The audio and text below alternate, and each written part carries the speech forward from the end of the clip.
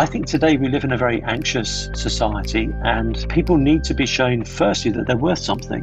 The first point I'm making to someone isn't, you're a sinner. The first point I'm making to someone is, you have no idea how much you matter. The God of the universe thought you up, and he had a good day when he did. I love that.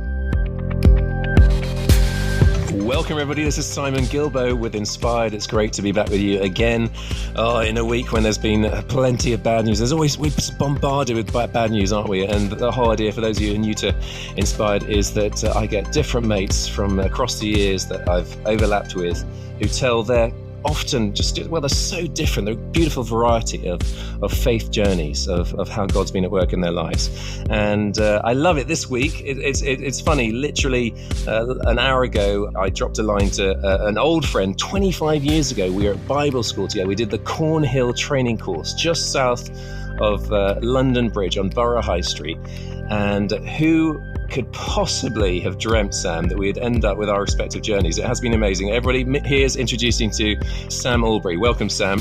Simon, it's so good to be with you. Thank you for having me on. It's brilliant. So I just Facebooked you under an hour ago, and you are currently, although you're based in Nashville, you're teaching in Brisbane. And I said, well, do you want to do it now? And you said you're up for it. So here we are, just a few minutes later, and it's wonderful to have you. We've overlapped not that much, but you did work at St Mary's Maidenhead for, I'm guessing, about a decade, which is where my mum was formerly church warden. And so we crossed paths there a bit, and speaking at a few conferences. And now it's the chance to hear your whole backstory, which will be wonderful. So, where did it start? Give us a bit of context in terms of your childhood. Yeah, so I grew up in Kent, in southeast England, for those who don't know England very well. Didn't grow up going to church or really thinking about Christian things at all. As a teenager, I went back and forth about whether or not I believed in God. Mm-hmm. But I got to know a couple of Christians in my last 2 years of secondary school. I had a weekend job working at a local coffee shop, and the coffee shop was run by a Christian company, and some of the staff were from one of the nearby churches. So there was a couple of other guys there my age who were Christians. They were the first Christians I really got to know well, and I really respected them. They were just different to my other friends. Mm-hmm. If they said something, they meant it. And as a 17-year-old, that had high currency for me, because I'd found a lot of other friendships had been quite superficial and fickle. But I felt these guys had a sort of a depth and integrity to them. And after I finished my A-levels and had nothing else to do that summer, they invited me to their church's youth ministry. And I wasn't spiritually that interested, but I did like them. And so I do remember thinking, well, actually, it'd be good to find out more about what they believe and what they're into, just as a kind of a courtesy to them, as a way of honoring them, I guess. So I was sort of minding my own business when the Lord broke into my life. I wasn't consciously seeking after him. But at the very first youth meeting I went to at their church, I heard someone explain the message of Jesus. And I had this sense that if God was really there, then I didn't know him, and I was probably supposed to. And I figured that was on me. Mm-hmm. And therefore, when I heard that Jesus came to seek and save the lost, I recognized myself in the category of lost, because I didn't know my own creator. Mm-hmm. So it all kind of made sense to me in that very first time I heard it. And so I started going back. I just found that the Jesus of the scriptures so much more compelling than the Jesus I'd sort of imagined growing up. And a few weeks later, gave my life to Christ, which was 29 years ago last week. Wow. And was it just, you in a room by yourself before the Lord, or was it dramatic? Was it stars in the sky? It was me outside with the Lord. I was on a summer camp and had been hearing more and more kind of Christian truth. And I just remember we were doing some mountain biking activity somewhere in East Anglia or Norfolk or somewhere around there. And I was in between whatever we were doing, was just sat at a picnic bench, just reflecting all the stuff I'd been hearing. And it suddenly occurred to me that if this was true, it had to be everything in my life. It couldn't just be something I added on. it couldn't just be something; it had to be everything or nothing. Hmm. So I remember consciously thinking, okay, this if Jesus has given his life for me, then the only sane response is for me to give my life to him. And therefore, I remember thinking, from now on, I want Jesus to be in charge of my life. I want to follow Jesus. I knew enough to know that he would do a better job of running my life than I would. Hmm. I didn't know at all what that would involve or what discipleship would look like or what he calls his people to do. I just knew that he was good and that I could trust him. Mm. And that early sense of his goodness has really, that's just kept me in my Christian life. There's been some really challenging seasons, but I've never really questioned the goodness of Jesus. Mm. Um, I've always had that sense that I can trust him, that it will be okay because I can trust him. Mm. And so that, what was that, about age 18? Yeah, I was actually turning 18 that it was either the day of or the day before my birthday. Right. Had you come from a sort of really stable background, or was there lots of sort of stuff that you had to deal with? Well, a bit of both. My family was very stable and undramatic. I went through a lot of angst as a teenager. There's a usual level, and I think I had maybe a bit more than most. One of the things I was really sort of wrestling with as a teenager was I was beginning to realize I was attracted to guys and not attracted to girls. Right. And this being the early 90s, it wasn't something we talked about much. There weren't all the sort of sexual identity categories just ready at hand in the way that they are now. So I didn't really have anyone else to process that with, or I certainly couldn't talk to anyone about it. But it was this sort of sense of dread within me that I wasn't like the other guys I was at school with. I dated a couple of girls, but my heart wasn't really in it. Hmm. And I just felt this kind of sense of doom because, although I wasn't a Christian at that time, you know, if you were openly gay, it was not going to earn you any credit with anyone. Yeah.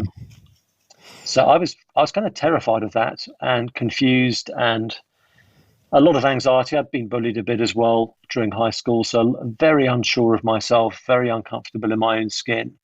But the bullying wasn't linked to the sexuality issue. That was just.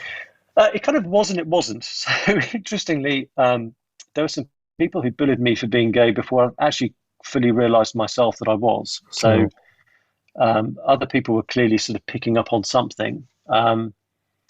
But also, I just wasn't into half the stuff my friends were into. I wasn't into the same music. I didn't have a clue about fashion. I was at a school where we had a school uniform, and there was a sort of one of those days where you can, wear your own clothes. And I would have been about 14, I think, and realised pretty much immediately that my clothes weren't fashionable. It turns out. So there was all kinds of stuff like that. I just never fitted in. I wasn't good at sport.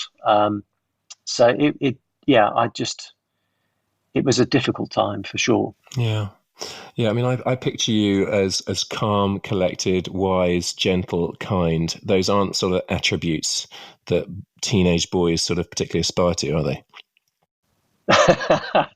Sadly, some grown-up boys don't either. But yeah, I doubt I was many of those things as a teenager. But I think going through that and subsequent trials as they've come, I hope has softened my heart and given me more of a sort of a sensitivity towards others. I think the Lord has humbled me through a lot of those things over the years. I think I would have been quite an oblivious and insensitive young man were it not for some of the things that I went through. Yeah. So was there actually a dramatic change in you when you prayed that prayer, or was it just gradual sort of process? Well, a lot of things changed immediately. I mean, I now knew that I wanted my entire life to be oriented around following Jesus. So every kind of plan I had, I really just threw out of the window immediately and thought, okay, I'm going to start over and think about what it means to follow Jesus now. So the courses I was planning to take, the sort of early sense of what I wanted to do with my life, all of those things changed pretty abruptly. And a few months, I think maybe 5 or 6 months after I became a Christian, my pastor asked me if, in our evening service, we often would have people share how they came to faith and that kind of thing. He asked me if I'd be willing for him to interview me, and I said yes. But one of the things I experienced as a teenager was just a crushing fear of public speaking. I mean, Wow. just absolute dread. I just, given everything else going on, the last thing I ever wanted to do was be visible. And so anything that put me in front of other people, I was very nervous of. So I was sort of went into this interview in fear and trembling. And as the interview started at that part of the service and I started sharing how I came to faith, I realized that for the first time in my life, I actually had something I wanted other people to hear. Mm. I had something I wanted to share. And at the end of that service, my pastor, who would not claim that this was a prophetic thing, but I think it probably was, it was an Anglican church. He took off his clerical collar after the service and sort of stuck it under my chin and said, "You're going to be a preacher." Wow. And that thought had never entered my mind at all prior to that. Why would it, given my fear of public speaking? But as soon as he said that, something in my spirit kind of confirmed it. And I thought, oh, I'm going to be a preacher now. And I felt neither excitement nor dread about that. I just felt a sense of, okay, that's what God wants me to do. That's what he's put me on the planet to do. And ever since that day, my highest aspiration and goal has been to encourage and strengthen God's people. I felt like that's what the Lord has put on my heart to do. That's the thing if I can have encouraged other believers and strengthened the people of God, that I'll die very, very happy. Yeah, yeah. It's interesting, isn't it? Because you and I mean, we would be amongst or two of the, I mean, a relatively small number of people that speak very, massive amounts throughout the year in different countries, and so the irony that you sort of had that massive fear that God's enabled you to overcome. I remember my first. I mean, obviously you did a good first talk for him to sense that you were, destined to be a preacher. My first talk, I went back to my old school, and it was so awful, this talk. It was Church of Laodicea, Revelation 3. I'd been sent John Stott's Letters of the Churches book. So I'd taken John Stott's exegesis, and I just had my head down, and I read it all out verbatim. The teacher, James Barron, had his head in his hands. And but then I got to a stage in my notes where I just had Simon demon possessed, and it was a friend of mine at Loughborough University with me who I had just been part of seeing him come to faith, and he'd been demon possessed, and it was a very dramatic story. And I looked up from my notes and I told that story, and the talk was just redeemed, and it was alive. And I just learned a really key lesson about looking out and engaging with people and speaking from the heart. And you can't just have your hand, reading something verbatim and not just engage. So it was a massive key lesson. And then I thought, as I'm sure you do too, every time you stand before people in the next half hour, however long you've been given, that's a holy moment when lives and whole destinies can be changed. And there's no greater privilege, is it? Oh, for sure. Who was it? The Westminster Chapel guy, Welsh Dr. Oh, Lloyd Jones. I think he said, if God calls you to be a preacher, don't stoop to be a king. And yes, we're not any better than anyone else, but it is, if you have been gifted the chance to communicate truth from the Bible, what an incredible privilege. And I've listened to you preach loads of times, and you've definitely got that gift. And I love the fact that God has given you a really massive ministry as you're doing it right now in Brisbane. So cheering you on at a distance, bro. Keep it up. Now back to go on. And just to add, actually, some of my early talks were complete train wrecks. We're probably a very similar age, but I've often reflected that I'm so glad we didn't have YouTube and that kind of stuff when I was first learning to preach, because I think if my first sermons had been on YouTube, I don't think I would have carried on. Yeah. Good point. I could kind of make my mistakes under the radar, as it were, before these things would be kind of put on the internet for forever. So I'm glad of that. Brilliant. But I certainly agree with what you said, and even from a very young age, in terms of my discipleship, I always had a sense that because I had come to faith so quickly, and from being a complete outsider to believing the gospel the first time I heard it, pretty much. Every time I've shared the gospel, I've always had the expectation that anything can happen. Yeah. Anything can happen. I mean, someone could be born again at any moment. And that that gets you out of bed. Yeah. That really gets me out of bed. I don't know. Have you got any funny train wrecks you could share, or just one maybe? Oh gosh, well, I mean that thing I did in church was an interview with my pastor, so in that sense it was guided by him. But the first ever talk I gave, it really was a catastrophe. It was for the youth ministry. It was on Psalm 51. I have since preached Psalm 51 again just to redeem my experience of having to, you know. But and in my defence, I was probably 19 or 20. We were between youth pastors, and no one gave me any direction or help or coaching or anything. They would just say, "Can you give a talk?" And the text is Psalm 51. So I had no idea how to do that. No one had ever sat me down and said, "Hey, here's some tips on how to do this." So I just shared whatever bizarre stream of consciousness I had cobbled together based on probably very loosely reading that psalm. One of the other sort of lay leaders of the youth group at the end of the evening, I sort of said to him, "Was that all right?" And he looked at me and went, "No." Oh dear. Yeah. That was my first talk. I'm amazed there was ever a second one after that. Good on them for trusting you. You know, I'm laughing because I'm loads of incidents going through my head, like my flies breaking, sort of gaping. Oh well, the first time I gave a full sermon at my church, this is the Dear Saints at St. Nicholas in Sevenoaks. This is where all of this was going on. The first time they actually asked me to preach, I think I was probably 20, maybe 21. It was an evening service. Again, I was my first ever sermon in front of the whole church family. I was pretty nervous. So at 6:29, I really needed to pee. So I, straight to the church toilets, went to wash my hands. It was one of those sinks where you have to push down on the tap to get the water out. I pushed down on the tap and it just squirted water all over the top of my trousers.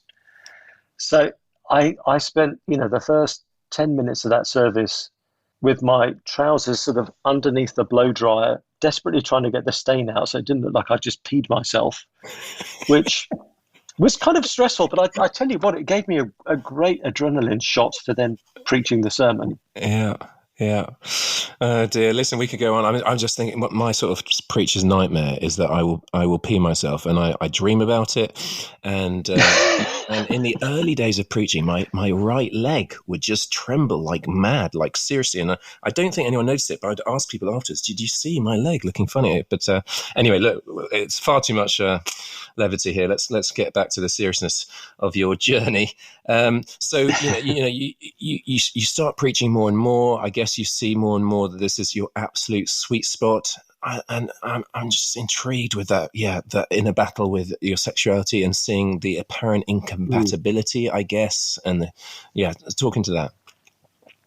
Yeah. So when I obviously became a Christian, having only just come to terms with my sexuality, one of the big questions for me as a brand new Christian was, well, what does Jesus say about any of this stuff? And I had no idea what the Bible taught, what Jesus had for me. But again, and this is why it was so important, I knew I could trust him. So I knew that whatever Jesus said, it would be okay because it's Jesus. Yeah. So I was willing to do whatever he wanted. So as I then read through the Gospels and sort of read wider parts of the Bible as well, obviously it became apparent to me that it wouldn't be right for me to act on those attractions and those feelings as a follower of Jesus. I can't follow him and then not follow what he says about this part of life.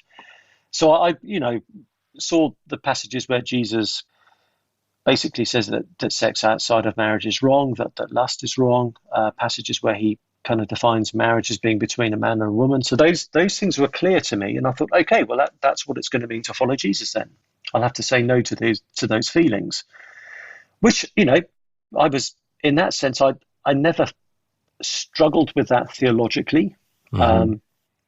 I think in the early days, I just assumed, well, I'm a Christian now, so these feelings are all going to go away anyway. And it'll just, it'll be a moot point. But it was difficult because the temptations never really fully went away. God strengthened me in my own seeking to live in holiness and to follow him. But it was difficult because for many years, I didn't have anyone I could talk to about this. I didn't feel safe enough with my Christian friends and with my church to tell anyone that this was something I was dealing with, and that was hard. We're not designed to go through those kinds of struggles on our own. We Yeah. need the fellowship and support of other believers. So it was several years before I then started to tell two or three people that this was something I was having to wrestle with as a Christian. Because I thought if this is something I'm going to be battling for the long term, I need some support. I Yeah. need some people who know that. Particularly as I was getting into my late 20s, and everyone around me was just beginning to get married and that kind of thing. I was thinking, okay, it's going to become conspicuous at some point soon that I'm not marrying, Hmm. and I'm just going to get lonelier as well as friends, start families and that kind of stuff. So that was why I started to initially just tell a handful of good friends that this was something I was having to deal with. Did any of them react, badly, inappropriately?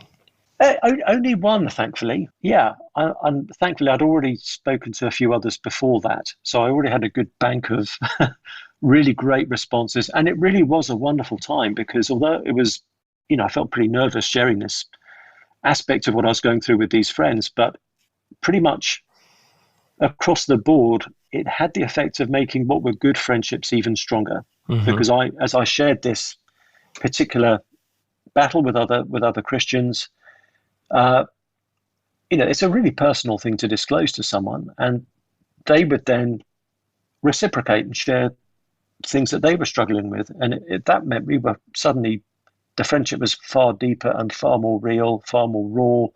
There was much more kind of disclosure and honesty. So that was generally good. There was one friend who he's got a good heart, but he was just very insensitive, and there was no sort of sense of compassion or encouragement. It was just he was just very kind of abrupt. And to his credit, a couple of days later, he phoned me up and told me that his wife had told him he needed to apologise. Right. But it was interesting. It surprised me which friends instinctively felt like ones that would be good to lean on and which ones didn't. It was generally Christians who I knew had suffered in some way that felt the safest ones to go to because they would sort of have more of a sense of empathy and understanding about some of the pains of this battle. Hmm.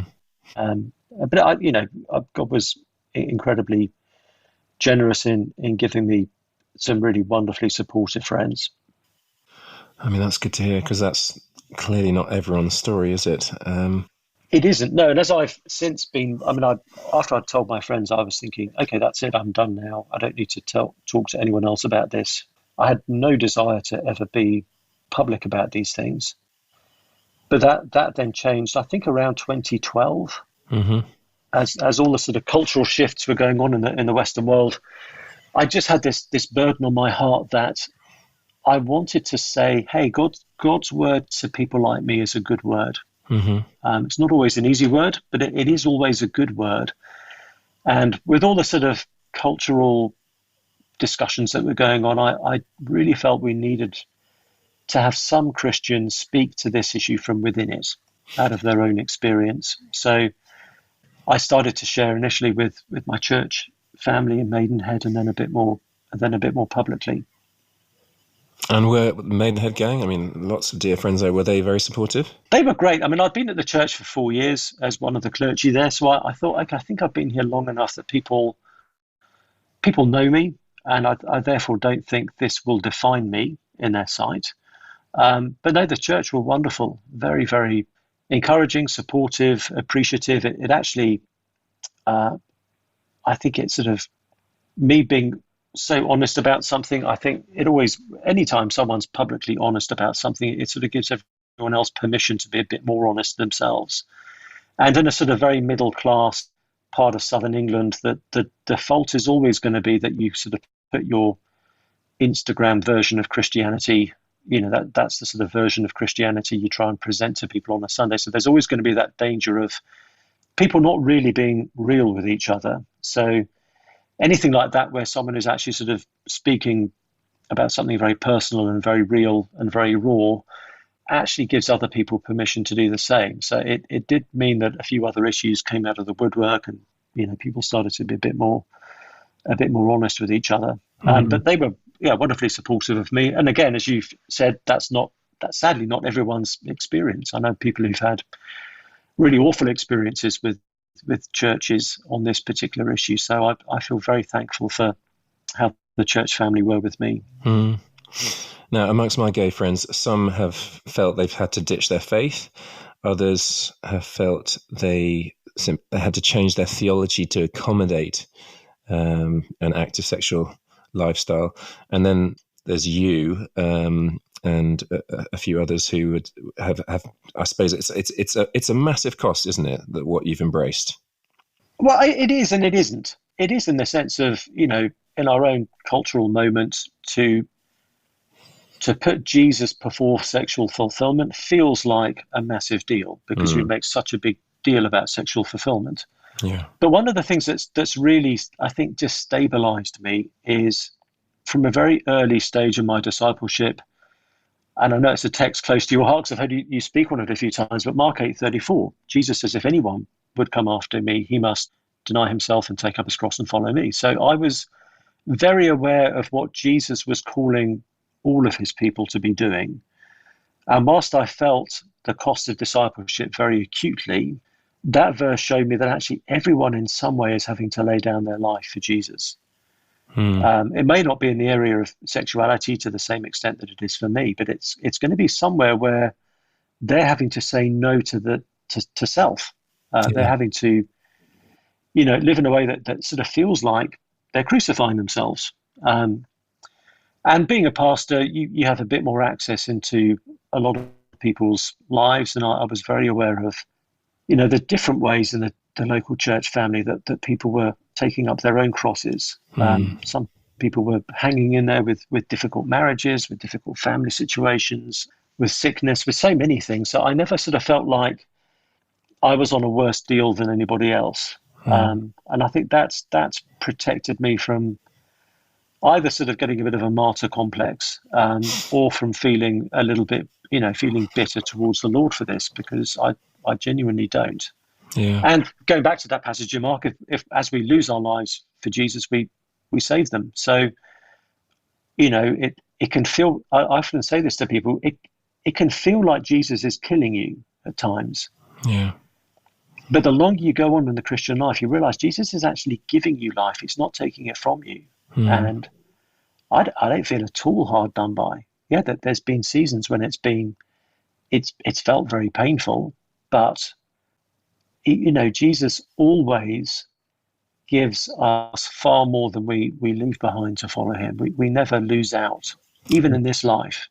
That passage in Mark 10 where Jesus talks about people receiving 100-fold what they've left. I mean, that's been my North Star for the last 10 years, that verse. And it's been so true.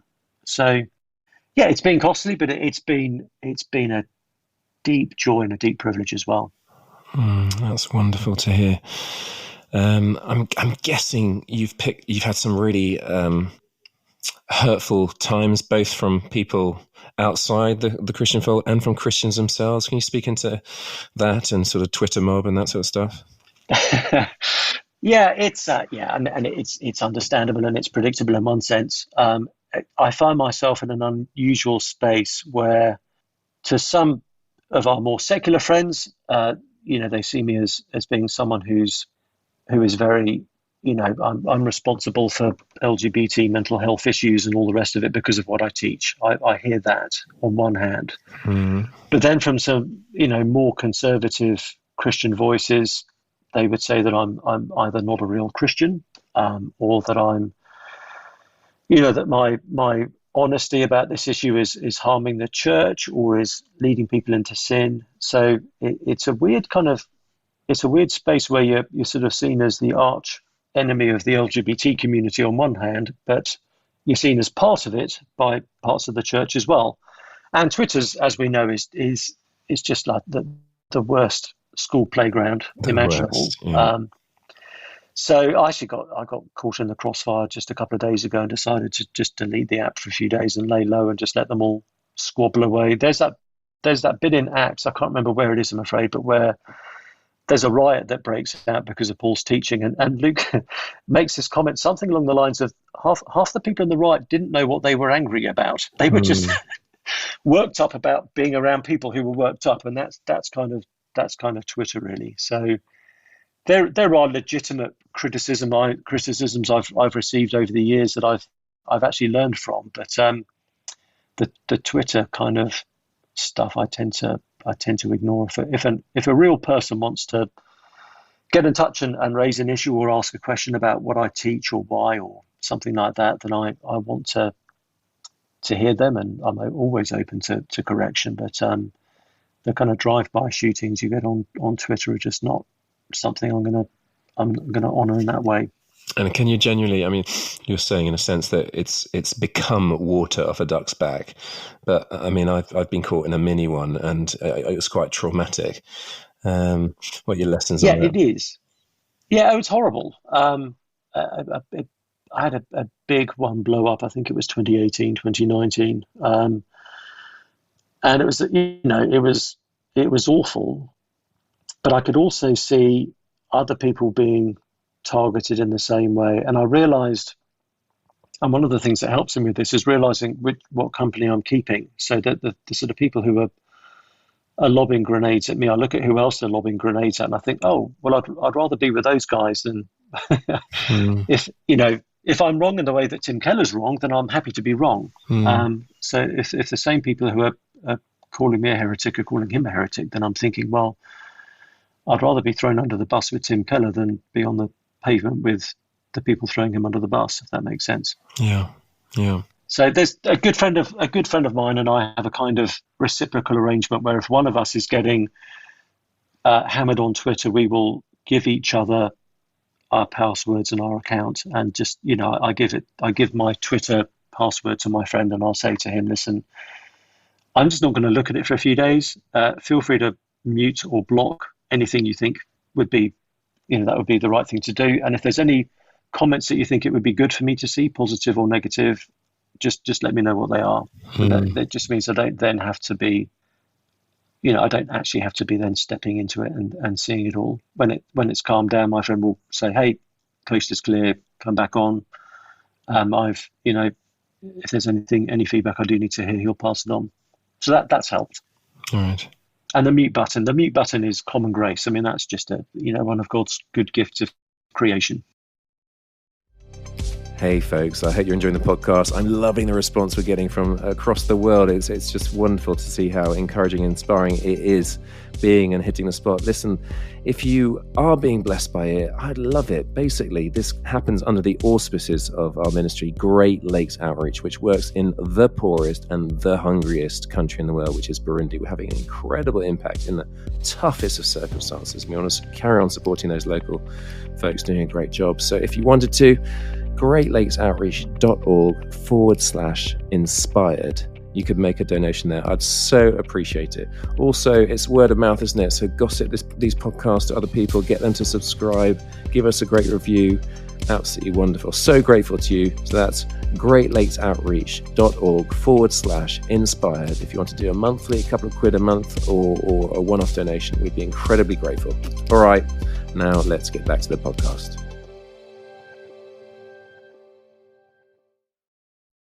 So you've been on the road loads in the last 10 years. Can you give us some positive stories of interactions, or where you see I'm absolutely in the sweet spot, and God is using me to minister grace into very broken people in pain? Yeah, it's been such a privilege, and to see the work of the Lord in different parts of His world, different parts of the kingdom, different cultural contexts, different types of church. Has been an unthinkable blessing. I've learned so much just from seeing some of these different churches and seeing the Lord's people in very different places.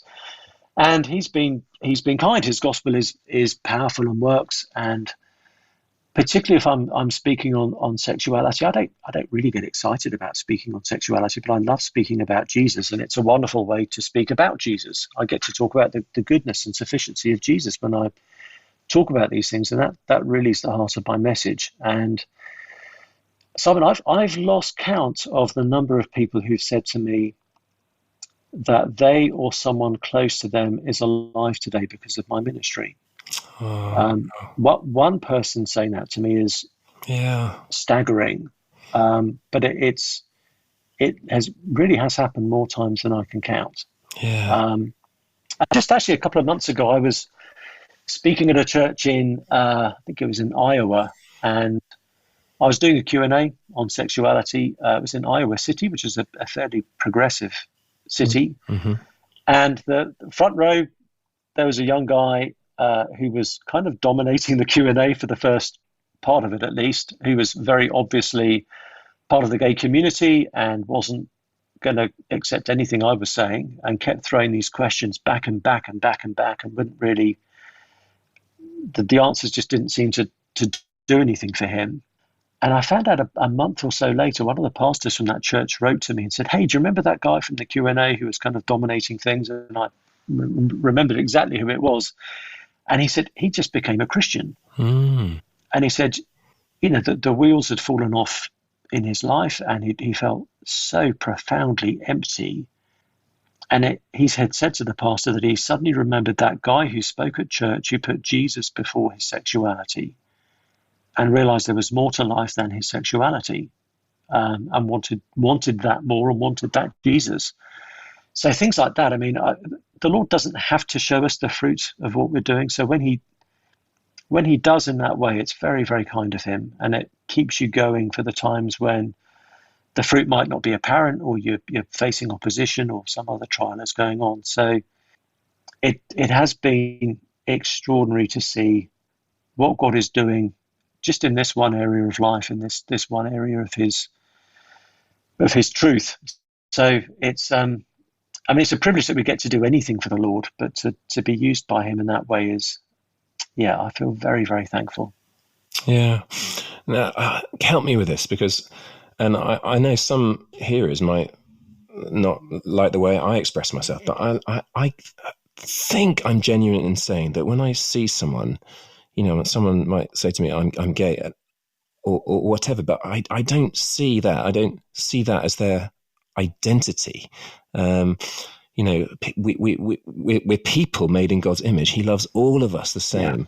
And people might want to pigeonhole themselves and want to label themselves or label other people. But when I see someone, I just, I don't always feel love for everyone, but, I often look out at people and say, they're all so precious to God. When I'm preaching, looking out, and I looked out yesterday, I looked up and I was preaching, and I saw someone who, she was obviously a lesbian by the way she looked. And she did come up to me afterwards, and I'm like, and she, had a sort of mini thing she wanted to pull me up on. But I'm like, I don't see people through that lens. It's like, you are just so precious in God's sight. And we've been sort of forced almost to see things. And some people really want to push that agenda. And like I'm saying to my kids, is that we raise like, we just love everybody. And so we're actually considered intolerant by a lot of secular people in the Twitter mob, whereas actually I'd say theirs is the intolerance, because they're saying you've got to conform to this single current cultural idea of what the latest sort of truth is, whereas we are saying no, we actually accept and love everyone in our differences even. Can you speak into that? Yeah, I completely agree with you. We're so much more than, in this instance, our sexuality. As you say, every single person I meet is made in the image of God. Absolutely. And has unfathomable dignity. I just got in trouble for saying this on Twitter a few days ago, hence the kerfuffle. But people were really misunderstanding what I was saying. But one of the things I've been reflecting on recently is that in previous generations, we lived in a much more moralistic context, and people just needed to be shown that they were sinners, and they would suddenly then be ready to receive Jesus. I think today we live in a very anxious society, and people need to be shown, firstly, that they're worth something. And the point I've been trying to make to people is that our evangelism needs to start in Genesis 1, not in Genesis 3. The first point I'm making to someone isn't, you're a sinner. The first point I'm making to someone is, you have no idea how much you matter. the God of the universe thought you up. Yeah. And he had a good day when he did. I love that. And that's what then makes sin all the more tragic and poignant. But I think you're right. As we see people around us, I was really challenged. I was reading through Mark 6, and Jesus and the disciples are trying to get away from the crowd just to get some space and something to eat, and the crowd just keep following them and getting ahead of them and just don't seem to be getting out of the way. And we're told that Jesus looked around at the crowd, and we're told he felt compassion because they were like sheep without a shepherd. And it strikes me that as we see the lostness of the lost, a lot of Christians get frustrated and irritated and angry at the lostness of our world, but Jesus sees the lostness and is compassionate. Yeah.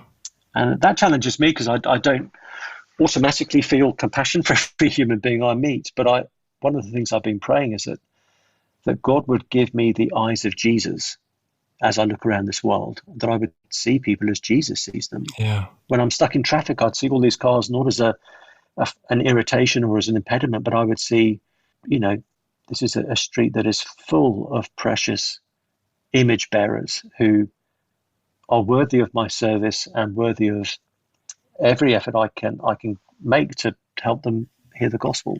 Yeah. Yeah. So, a number of people will be listening to this. Hopefully, everyone listening has got gay friends that they genuinely love and care about, and might even share this podcast with. Some gay people might be listening to this thinking, what's the hope for me?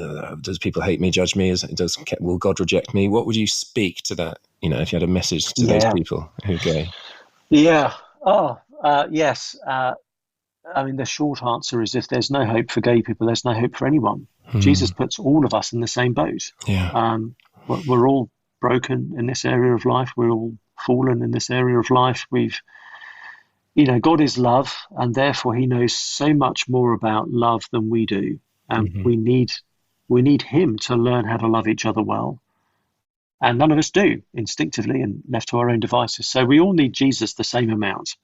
And if Jesus isn't good news for any one kind of sexual sinner, then he's not good news for any of us. Mm-hmm. So that would be the first thing I'd want to say. And he's so good. He's so good.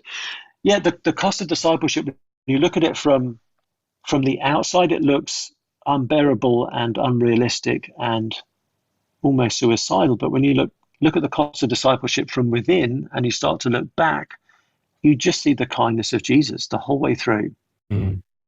So, come on in. The water's lovely. And the longer I'm a Christian, the more precious, the more beautiful, the better Jesus gets. It's wonderful. Most pleasures in the world lead to a form of diminishing return. That the second hit is never as strong as the first. But with Jesus, it just gets better. The more we know him, the more beautiful he is. So I would just encourage anyone who's sort of wondering about him to, you can trust him. You can really trust him. And the other thing I'd want to say, because I'm sure there's someone who needs to hear this, is that Jesus, he is so much better at saving than we are at sinning. So for someone who's thinking, yeah, but this is just what I do and this is who I am and I'm never going to change and nothing can ever, I can't ever not be this. Jesus is way better at saving than we are at sinning. So you might look at your patterns of life and sin and think, well, this is just this is never going to change. But Jesus is looking at that and is thinking, hey, you're not that special. So we mustn't despair because he is able. He can turn our lives around completely. So, yeah, I'd want to say all of those things. Bro, you've got a lot of wisdom, and time's running out. Maybe one more question. So many Christians, particularly in the West, like I'm not going to say in different parts of the world, like in Burundi, for example, in the last week, we've seen over 5,000 people one-on-one come to Jesus. So there are parts of the body that are absolutely exploding in growth. We've sent out 847 evangelists into the bush, and they're doing it for a second week right now. And actually, when this podcast comes out, that'll be a bit out of date. But my point is that the body of Christ is growing. There are more people deciding to follow Jesus today than any previous day in the history of the world, which in the West, we're not experiencing that. So there's lots of discouragement in the West, isn't it? The Western church. So what keeps you positive? Yeah, so there's a line in the show Hamilton where, they've just had the Declaration of Independence. The English army's about to turn up and all hell is about to break loose. But they keep singing, look around, we're so lucky to be alive at a time like this. And I look at all the trends in the Western world, and there's a lot of things that are very dispiriting, discouraging. I'm sure it's going to get harder and not easier to be a Christian. And yet I would not want to be a Christian at any other time than right now. Because I just see the gospel is the power of God for the salvation of everyone who believes. And so Christ has said he will build his church. And this is how slow I am, Simon. I should have learnt this 25 years ago at Bible school. Maybe someone even tried to teach it to me. But when Jesus says the gates of hell will not prevail, I always heard that as Jesus saying, listen, just hang in there. The attacks of the devil won't ultimately succeed. You'll, just stand your ground, grit your teeth, and you'll get through it. It only recently occurred to me that a gate isn't a weapon. So when it says the gates of hell will not prevail, he's not talking about the devil attacking the church. He's talking about the church plundering hell.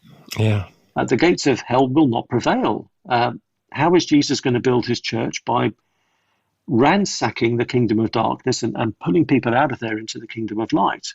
And the gates to hell are not going to prevail against the invasion of the gospel. So Christ will build his church. Of the increase of his government and of peace, there will be no end. Amen. So although it looks humanly dispiriting, it is ultimately all going Jesus' way. Yeah. And therefore we have every reason to be optimistic. Again, he is able. We just need to keep looking to him and preaching the gospel and believing it ourselves. Wonderful. Listen, I think we'll end there. That beautiful, triumphant, not triumphalistic, but triumphant note, and the hope we have in him. It's been such a treat to have you, Sam. I really appreciate your time. God bless you in Brisbane right now, and when you get back to Tennessee and all the different nations you'll be covering as you speak relentlessly, may you maintain freshness. How do you stay fresh?